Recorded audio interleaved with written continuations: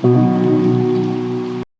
in the heart of a forgotten village, nestled between rolling green hills and vast forests, lived Adisa, a simple, uneducated young man who had inherited the sacred art of beekeeping from his forefathers. While others in the village sought education and white-collar jobs in the city, Adisa stayed behind, tending to his hives and honoring the spirits of his ancestors. Unlike his peers, who looked down on him for his lack of formal schooling, Adisa had something they did not, a sacred covenant with the ancestral gods. Every night, he prayed at the shrine of his forefathers, offering honey and kola nuts, chanting the ancient words passed down through generations.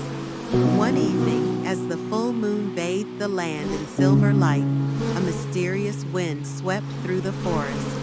The sacred tree beside Adisa's shrine trembled, and a deep, rumbling voice echoed in the night.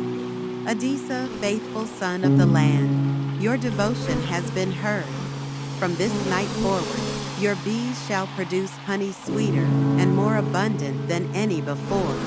But beware, for envy follows the scent of prosperity. The next morning, Adisa's hives overflowed with golden honey, richer and thicker than any the village had ever seen.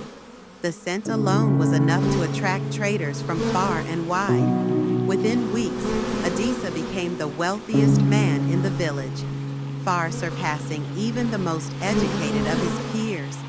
Word of Adisa's miraculous honey spread beyond the village.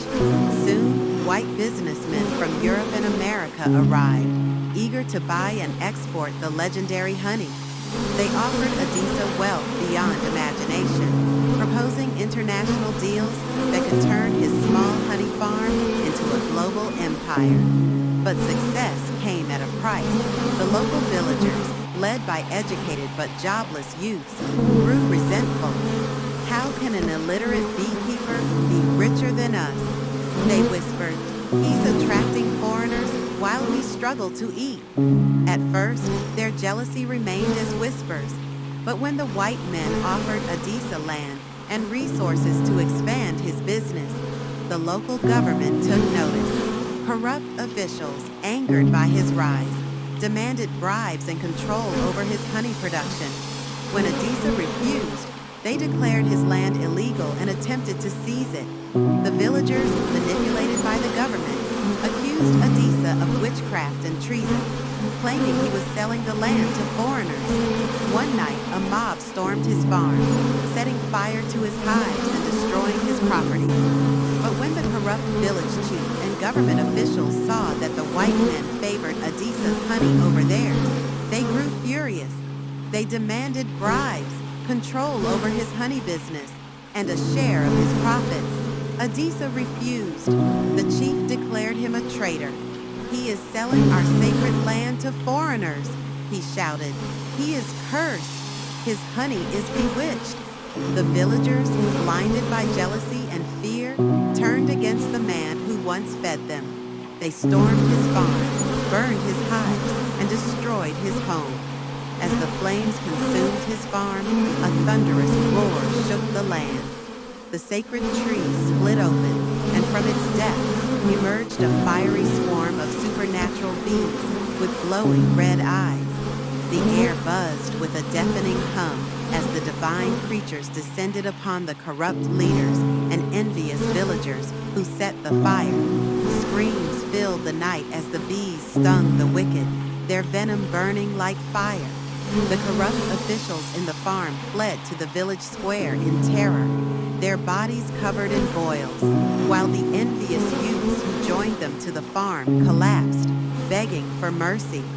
The sacred bees, sensing the danger, swarmed the attackers, stinging them relentlessly.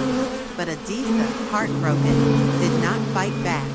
He turned to the gods. Why do you allow them to do this? He cried. But the gods were silent. It was his final test. The next day, the village elders gathered and banished Adisa. Leave this land and never return, they ordered. And so, Adisa walked away, homeless, broken, and betrayed. That night, The sacred bees gathered in a massive swirling cloud above the village, buzzing louder than 1,000 voices. One by one, the hives emptied, and the bees followed their master into exile, leaving the village silent and lifeless. As he was leaving, his bees flew up high in the sky, where no one but Adisa noticed and leave with him, saying to themselves, "Our caretaker, our king.